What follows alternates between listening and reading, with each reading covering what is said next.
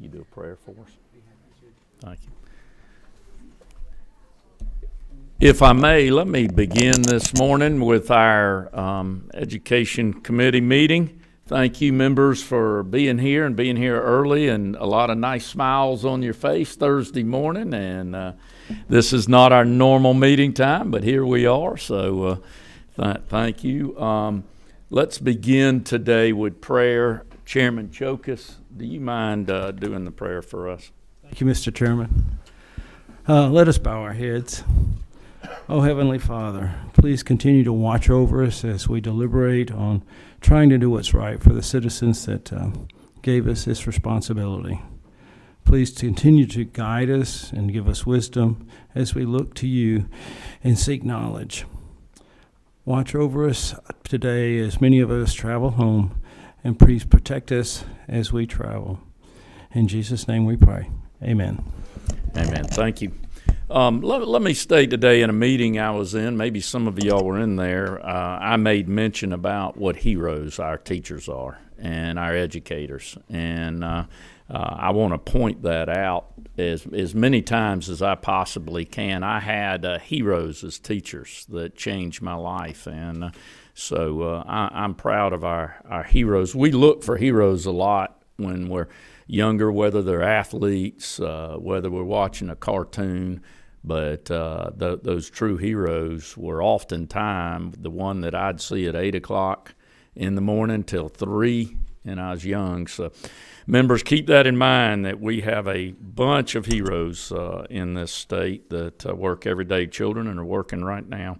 We will begin, if we can, with House Bill 318. Vice Chair Hilton, do you mind moving down to the table, and I'll get your microphone on?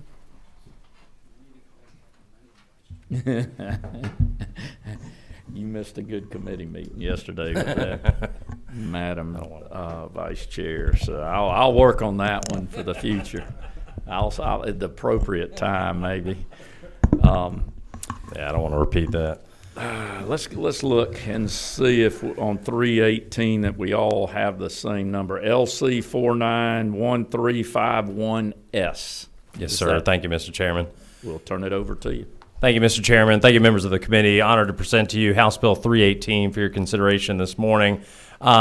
We heard during our first few meetings from Lauren Holcomb, who is the director of the State School Board Commission. And just to run some numbers by you, we have 90 locally approved and state approved charter schools in the state of Georgia. Those represent roughly 60,000 students in our state.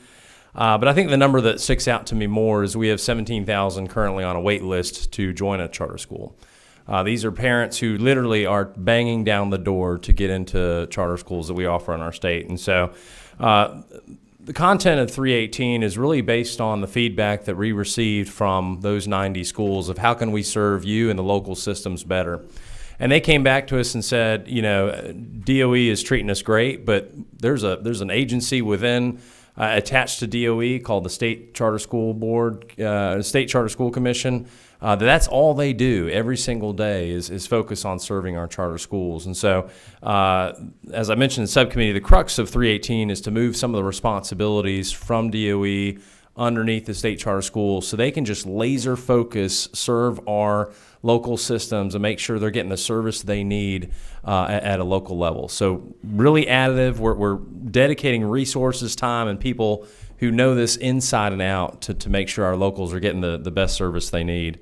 We had a very productive conversation in subcommittee. I do want to note we did make changes to lines. I believe it was 93. I've got it here. Yeah, 93, 94. This was at the request of the State School Board Association. We made some edits through legal legislative counsel to change to mirror the language that DOE and the commission has. So some cleanup there. The rest of the bill kind of remains the same, and I'm happy to answer any questions the committee might have at this time. Okay, let's move to questions. We'll start with the first one I saw, number 16. Who is 16? Ms. Carter. Good morning. Thank you, Chairman. Good morning. Morning. In our subcommittee, Representative Maynard asked a question because her thought was that there was going to be, I guess, the ability to support more charter schools. And so I guess for me, what I need to understand is this bill now going to bypass the local school boards in approving charter schools? Great question. So yeah, the approval process, and I've got that question from our friends at Atlanta Public School. They reached out to me, and we had a very good conversation. All the approval process, all that stuff remains in place the same. This is frankly just additive, giving them more resources, giving them access to a group, to an agency within the state that, like I said, they are laser focused on charters, and this is all they do. But everything as it relates to the approval process at the local level remains exactly the same as it is today. And Chairman, may I? Yes. And then I think there was another comment from Tiffany from the DOE. She made reference to one of the. It was something in the bill that was going to go over to the state charter schools that she said she thought was better addressed under the state school superintendent. I think it was something reported to the school board, but she wanted it under the state school superintendent. Did you all take care of that? We didn't make any changes, but yeah, I do want to kind of clarify because there was a lot of questions about that and kind of reporting roles and responsibilities. So essentially, we're taking those folks and those resources that are serving the locally approved charter schools and moving those over to state charter school commission. So really, it's just a shifting of people within or across agencies. Both the DOE and the state charter school commission report to the state school board or the state board of education. In terms of reporting, though, in terms of asking for days off and things like that, they're not going to the state board of education. They are going to the state charter school commission. So it's really just a shifting of people from one agency over to another. Right.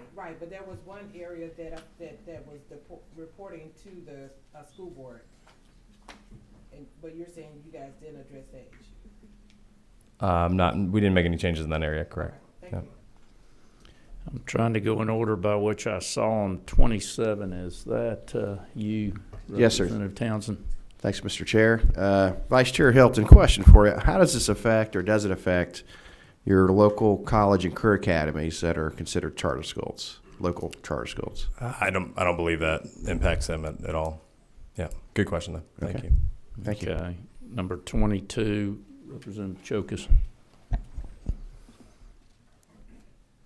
Thank you, Mr. Chairman.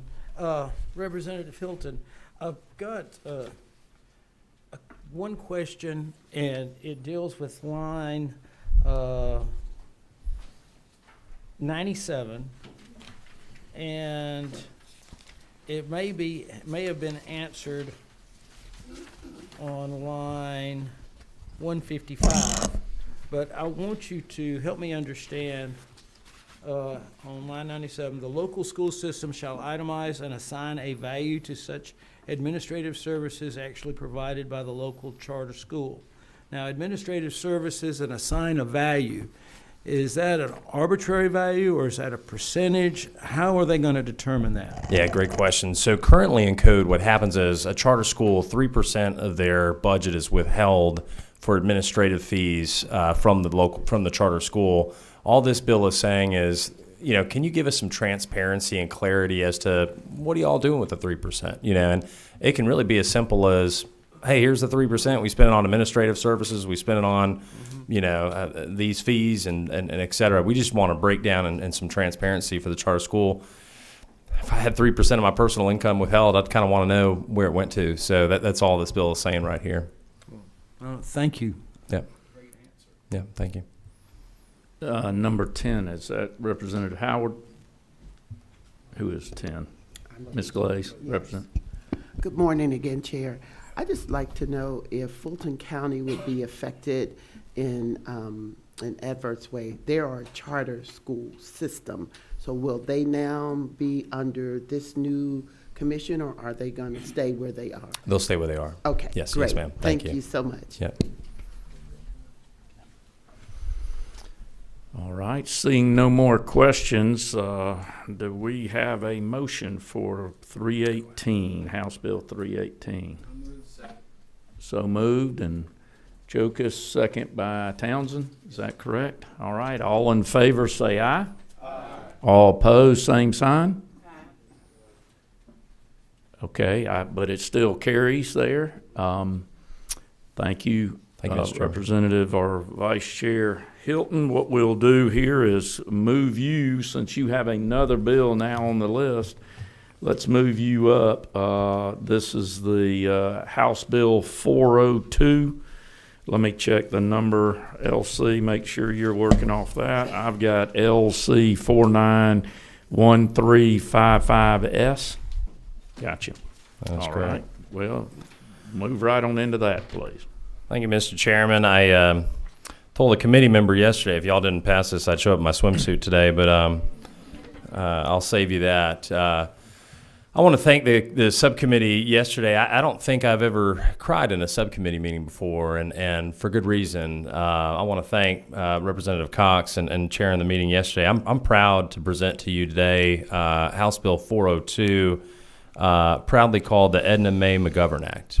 And if you weren't in our subcommittee yesterday, we had the opportunity to hear from Ms. McGovern and her story and her journey of how she got to here, unfortunately through the loss of her daughter due to drowning. And so drowning is the #1 cause of death for young children up to the age of 5, and it's completely preventable. And so this bill aims to prevent that, to literally save lives through the dissemination of information via our schools. The bill asks our schools at the beginning of the school year to send out either electronic or hard copy information as to where there's free swim lessons, swim resources in and around their community, so that parents are made aware of what's available to them, and ideally have their children attend those and as I mentioned, gain the ability to learn to swim and live healthy and productive lives. So this falls under the category of a safer, healthier Georgia.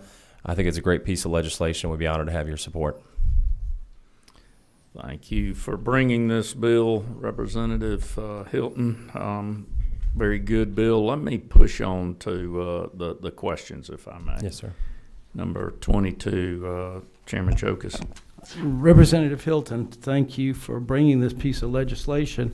And just to make sure that I understand, will the school system be required to give instruction in swimming?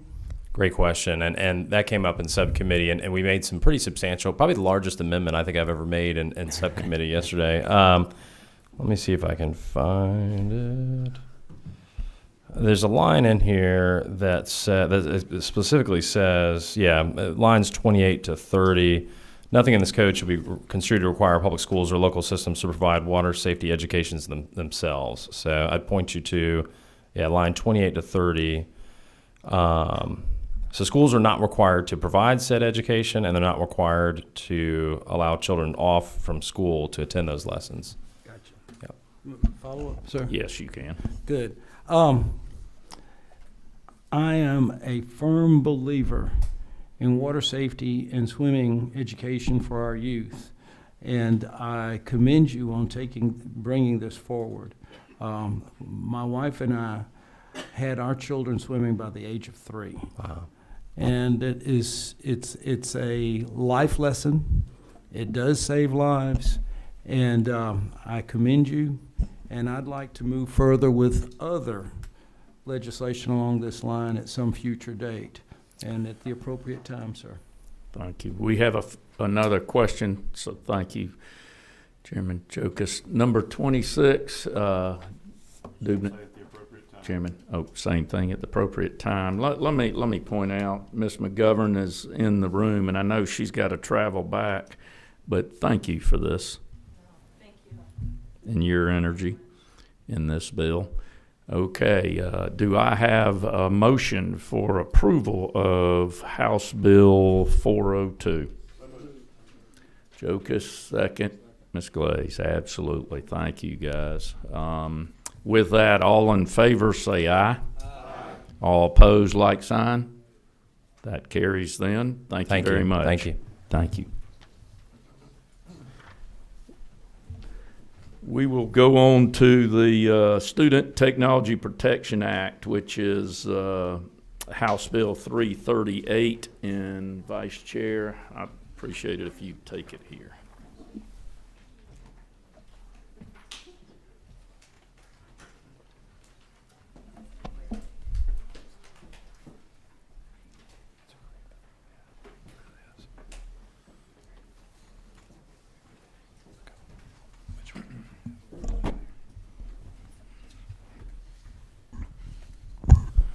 Thank you, Mr. Chairman. Just getting my paperwork here.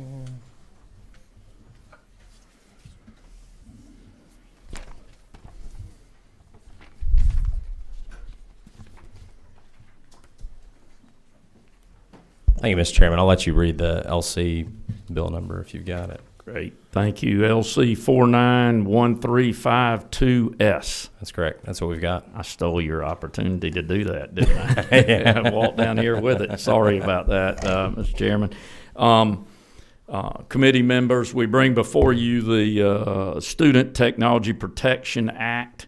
This has been a long process, worked through the House, through committee, through the House, and then through committee and through rules in the Senate last year, and then did not get out at sine die. So we are back with this. There's a need to continue to filter and protect the devices that we hand children that they take home from school. And that there is current federal law about doing this, but it was brought to my attention that it has last been updated in 2011, the SIPA Act. So what we've done here in this is we are attempting through this to protect those state-owned devices. I want to point out to you again, as we talked in subcommittee, this is only state-owned devices that we hand the children to take home. And with COVID, we upped the numbers dramatically in the devices that we allowed children to learn from and to take home.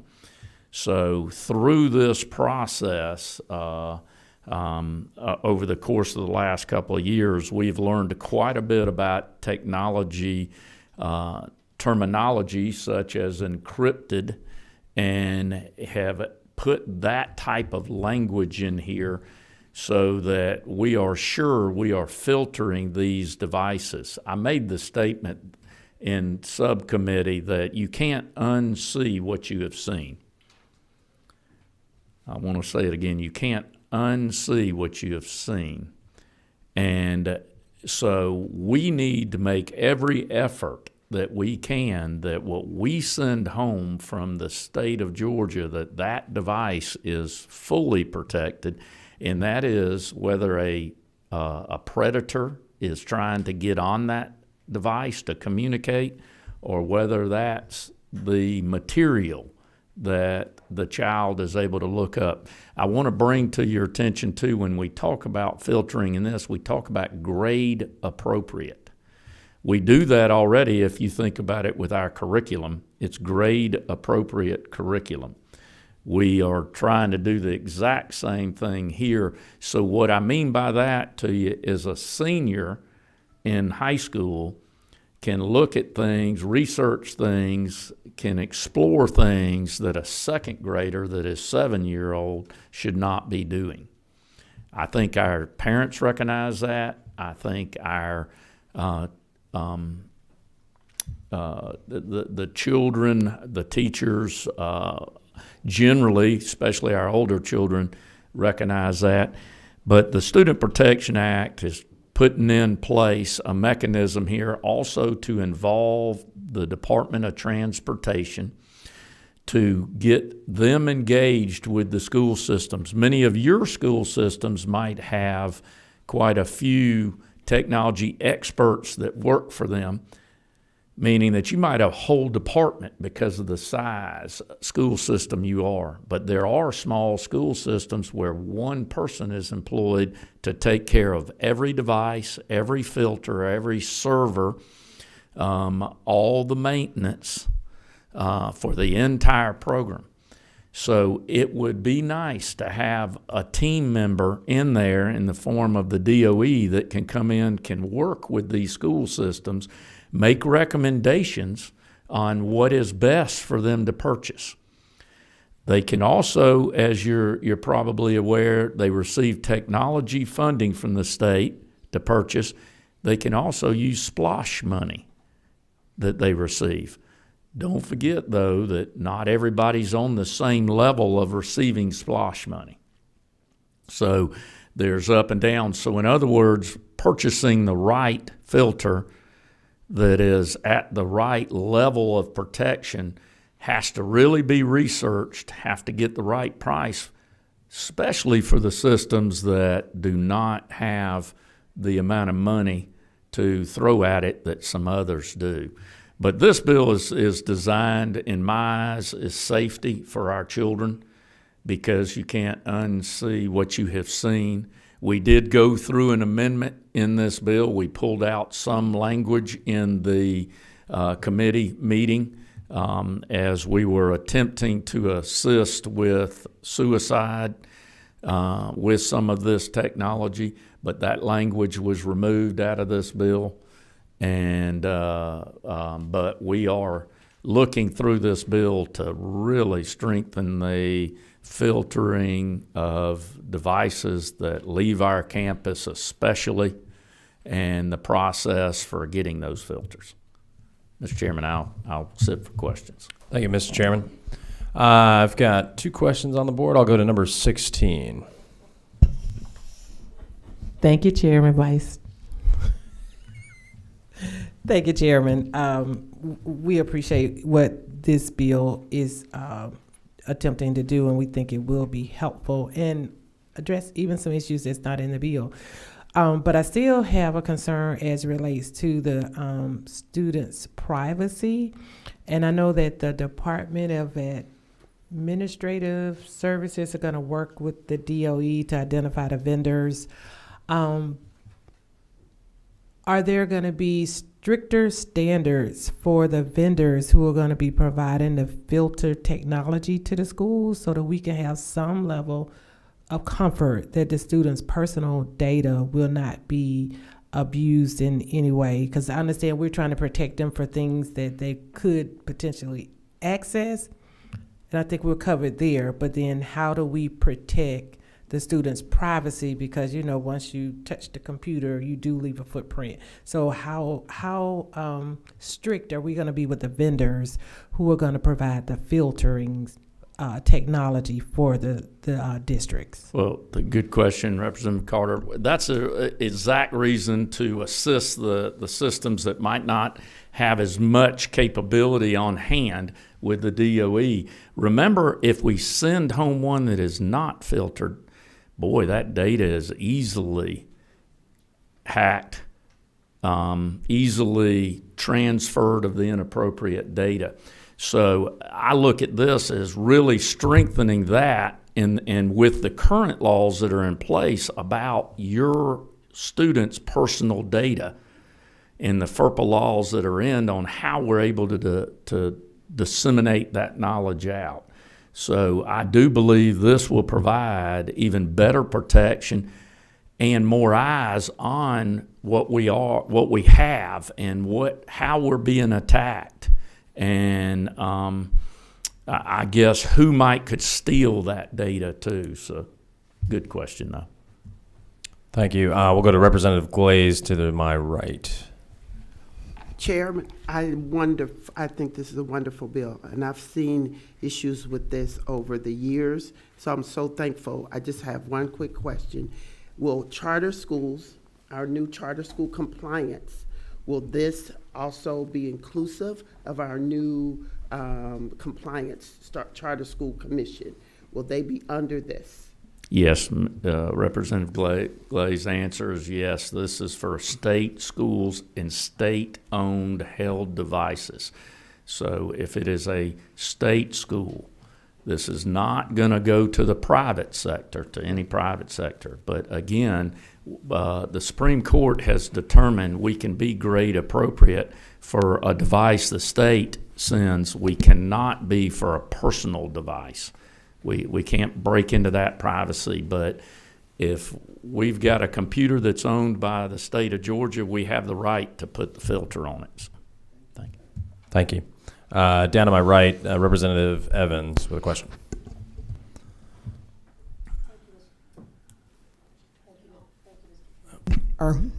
Sorry. Yes, I wanted to ask, in subcommittee, we did hear testimony from a parent who talked about an ad that a teacher assigned some app or an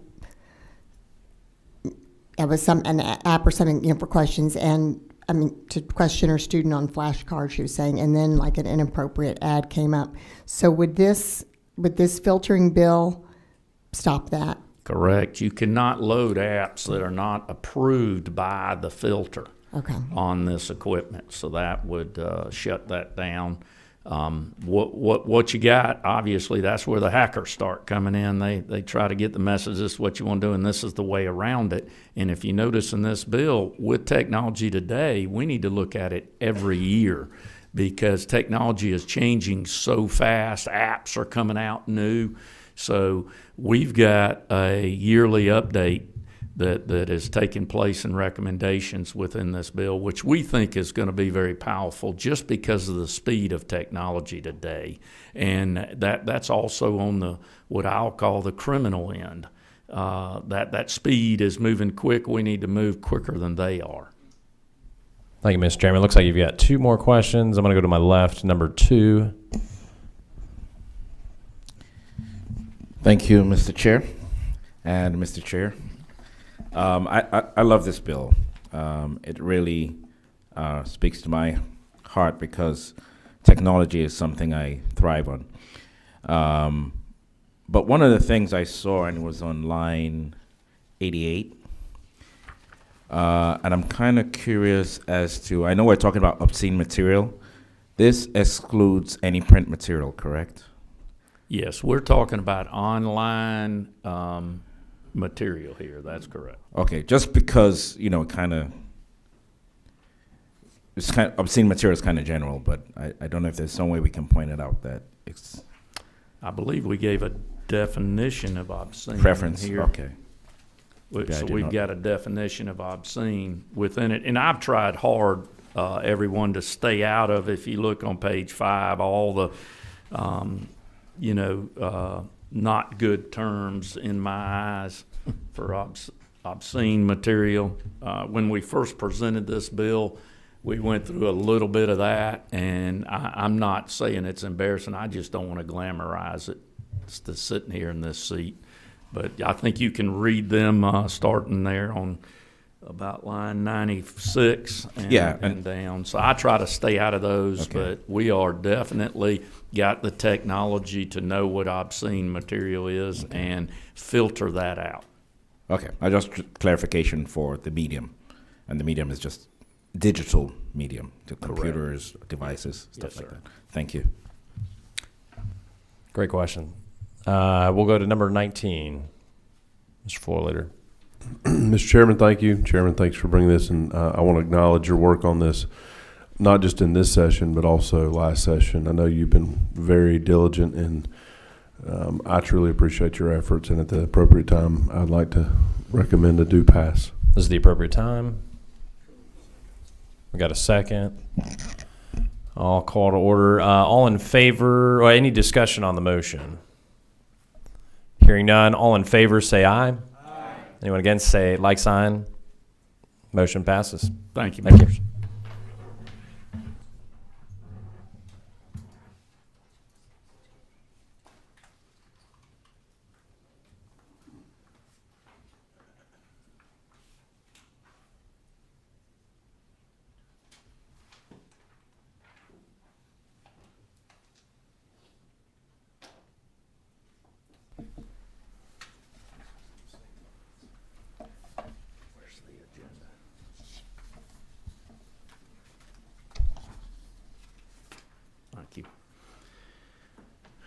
All right, members, thank you very much for that. And if this was halftime and I was in the locker room, I'd tell you you're doing a fantastic job, members.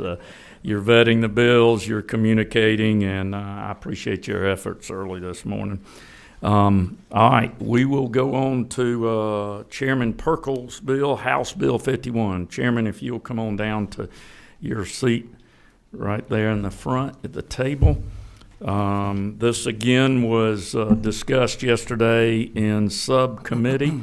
Read your number to us that you're working from. So I've got LC 49 1286S. Correct. That's what we got. We turn it over to you, Mr. Chairman. Well, thank you, Mr. Chairman. Thank you for support of this bill. I noticed that you were wearing Georgia Tech socks today, and that is so very kind of you to silently give support to your Let me point to seatmate. the crowd. These are Georgia socks that I have on. Oh, by the way. I misread the label. Georgia Oh socks. my goodness, I missed that. I'm so sorry. So this particular bill, I shouldn't have said that first. Motion to table. Yeah, I'm not in the Information and Technology Committee where that joke goes over well. So in all seriousness, HB 51. So I've heard from a couple of my superintendents this morning. Congratulations on getting your bill unanimously out of committee. I said, well, it ain't over yet. We still got another committee to go. So if you like flexibility for school systems, you'll love this bill. What we did is struck 4 lines and added 6 words to allow school systems, if they so choose, to transport students in other than buses. Before this bill, we have 2 category of students that school systems are able to transport in anything other than a bus. And that is students in IEP and with special ed and homeless students. This allows, if a school system desires, to transport students to and from school and school-related activities, which is the only adds that we have to this bill. So it just opens up, provides flexibility. And my superintendents, and I'm sure yours, just absolutely love this. So in committee, so Mr. Chairman, I see a lot of familiar faces from the committee from yesterday. And I went through fairly rigorously some of the standards that we have. Should I do that now or? Yes, if Okay. you would, Mr. Chairman, cover a few of those standards again of how we transport kids. We are fortunate that the state school board has already promulgated rules and regs that are applicable to non-school bus transportation. Those include the type of bus or the type of non-bus, and it specifically says no more than 8 passenger, no less than 5. It's got to be placard on the side that states that this is student transport, must be less than 10 years, no more than 200,000 miles. It mentions the interval where they must be maintained, 90-day intervals for drivers. So they must be 21 years or older, must be a employee of the school system or contracted, a subcontractor that the school system has contracted with. They must have a physical examination within 60 days of the school year. They must be ensured that they're properly licensed to drive the vehicle that they will use. They must go through the Georgia Department of Education's annual training program on safe driving practices. They must ensure that there's a motor vehicle record check annually for each driver. All of the drivers must undergo drug and alcohol screening test. One is a screening, one is randomized to ensure fingerprinting and background checks. So these are the things these are the minimum standards that the state board has instituted for this transport. It is exceedingly popular. I talked to one of the former board chairman of one of my districts this morning I had breakfast with, who happened to be at the Capitol, and He said, Clay, what are you working on? I said, well, as a board member, I think you'd be interested in this. He said, man, that's wonderful. He said, in Ben Hill County, which I no longer represent, but it's a great county, they've just built a new school that's on the edge of the county line, and it is probably 15 miles from the other school. And they actually have a FQHC in the new school, that a health clinic, to provide rural health care for some of these kids. But in order to transport one of the students from the elementary school to this clinic, right now you got to take a bus. And so this is, he said, this is just great. And I look forward to a positive vote. Please vote yes. Fantastic. Thank you, Mr. Chairman, and thank you for this bill. I see a couple of questions, if you will. I certainly don't mind that. And I expected it. Yep. Vice Chair Hilton. Thank you, Mr. Chairman, for this bill. I know you've been working hard on it, and it's a good bill. One of the things we haven't talked about, but I'd be curious to hear your thoughts on, I see a positive impact on the environment using this bill. Not having to drive big old, smaller size vehicles. Do you see a positive impact to our environment? I would say yes, but it will be marginal. We're talking about, we do have a bunch of school systems, but I am not an expert to testify to that. I would say that it would be a positive marginal benefit. Okay. Thank you for that. Vice Chair, number 11, is that Representative Evans? Howard. Nope. Howard, sorry. No. Representative Howard. Thank you, Brother Chairman, and thank you, Brother Chairman, for the bill. I think this is an awesome bill as well. It's going to probably save school boards money. I know, especially in the rural areas, it's going to be effective. On the insurance discretion for each board, each respective board, and insurance regulators may regulate this, but at their discretion, can we be assured of proper coverage on these vehicles? How would that be regulated, just with the insurance? So because if a school board is not as financially stable as others, can they cheat on the insurance, the level of insurance that they have for these? So I might have to rely on a former superintendent for the positive answer to this, but I think that's one of the great things about the way that we manage school systems. Is it's a very broad overview on the state Board of Education level, but we allow our superintendents in each of our districts to manage their school system, including their liabilities. We require that you must have insurance, and it's up to the superintendent and their board that is elected by the people to determine. But I will certainly defer to someone who knows much more about this than I do. That's correct. Local control for that and the policies that you write. You obviously you have to have a policy, Representative Howard, but it will be determined on the provider that you pick. You could imagine the city of Atlanta would have a different rate than Hall County or a smaller county with less traffic on the road. So. Yeah. Thank you, Mr. Chair. And to your first point, and I do thank you for bringing that up, some of the biggest advocates for my bill are Atlanta schools in very urban areas. They are a huge supporter of this. So I don't represent any of those school systems. All of mine are rural. So I know all of the rules that I've talked to. This is the one where you walk in the coffee shop and they slap you on the back and say, "Thank you, buddy." But if I were to walk in, the Waffle House up here, the superintendent also would walk up to me and say, "Thank you so much, sir." Thank you, Representative Howard. Seeing no more questions, do I have a motion for approval? Okay, Chairman Chokas, second. Mr. Wade, so we have a motion and a second there for approval of House Bill 51. All in favor say aye. Aye. All opposed, like sign. There we go. That's what we want to hear. Thank you very much, Mr. Thank you. Chairman, for Appreciate bringing it. this, and And thank y'all. good luck in the Senate with it. So, or in rules Wow. first. Rules. I Thank can't get you I there will take, yet. Let me get you in a trouble. pass straight to the Senate. You're very kind, Mr. Chairman. The rules will not appreciate that statement, so I retract that from the record, please.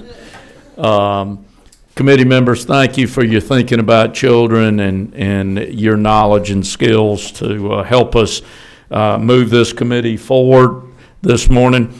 Let's talk about Monday with you for a minute. We will have we're going to try to get back, since we're off this Monday, on our regular schedule with our subcommittees Monday. We have really four bills, what we believe, coming up Monday. HB 469. We have House Bill 504, and we have House Bill 506. We also have a literacy bill, which we put as our number 2 goal to talk about. Will also be curriculum is 506, and then the literacy bill, when it gets assigned a number. Then we have 504 and 469 in policy on Monday. Remember that everybody's still jockeying for times, so we get pushed around. That's what happened in our subcommittees this week.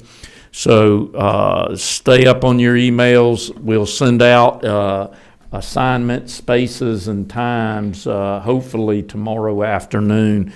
But I expect us to be right now on the same schedule we've been until we get bumped, is what I'm telling you. We are shooting for Thursday after these subcommittees for another one of these.